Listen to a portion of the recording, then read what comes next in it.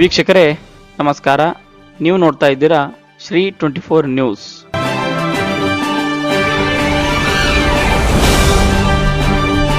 ಕಲಬುರಗಿ ಜಿಲ್ಲೆಯ ಸುಕ್ಷೇತ್ರ ಬಡದಾಳದ ಶ್ರೀ ಚನ್ನಮಲ್ಲೇಶ್ವರ ತೇರಿನ ಮಠಕ್ಕೆ ಬರುವ ಭಕ್ತಾದಿಗಳ ಸಂಖ್ಯೆ ಅಪಾರ.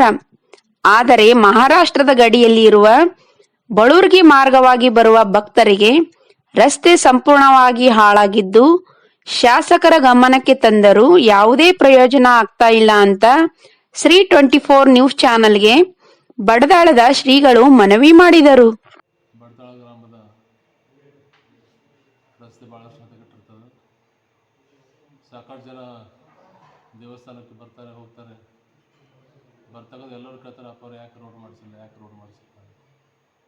ಆದರೂ ಕೂಡ ಶಾಸಕರನ್ನ ಭಾಳ ಸಲ ಹೇಳಿದ್ವಿ, ಆಯಿತು ಮಾಡಿಸ್ತೀವಿ ಅಂದರು. ಈ ಸಲ ಕೂಡ ಮಾಡಿಸ್ತೀವಿ ಅಂತ ಹೇಳಿದ್ರು, ಆದರೂ ಕೂಡ ಮಾಡಿಸಿಲ್ಲ. ಮೊನ್ನೆ ನಮ್ಮ ಜಾತ್ರೆ ಒಳಗೆ ಭಾಳಷ್ಟು ಜನ ಬರಬೇಕಾದಾಗ ಬಿದ್ದು ಬಂದಿದ್ದಾರೆ. ಭಾಳ ಸಲ ಹೇಳಿದ್ರು ಕೂಡ ಈ ಸಲ ಏನು ತಾತ್ಪರ್ಯವಾಗಿ ಮಾಡಿದರು. ಇನ್ನು ಮುಂದಾದರೂ ಕೂಡ ಬರ್ತಕ್ಕಂಥ ಜನರಿಗೆ ಒಳ್ಳೆ ರಸ್ತೆ ಸಿಗ್ತದಂತ ನಾನು ಆಶೆ ಪಡ್ತೀನಿ.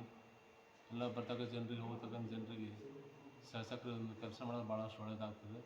ಯಾವತ್ತೂ ಕೂಡ ಜನಪರವಾಗಿರತಕ್ಕಂಥ ಕಾರ್ಯ ಮಾಡ್ತಕ್ಕಂಥ ಶಾಸಕರು ಏನೂ ಗೊತ್ತಿಲ್ಲ ಯಾಕೆ ನಿರ್ಲಕ್ಷ್ಯ ಮಾಡಿದ್ದಾರೆ.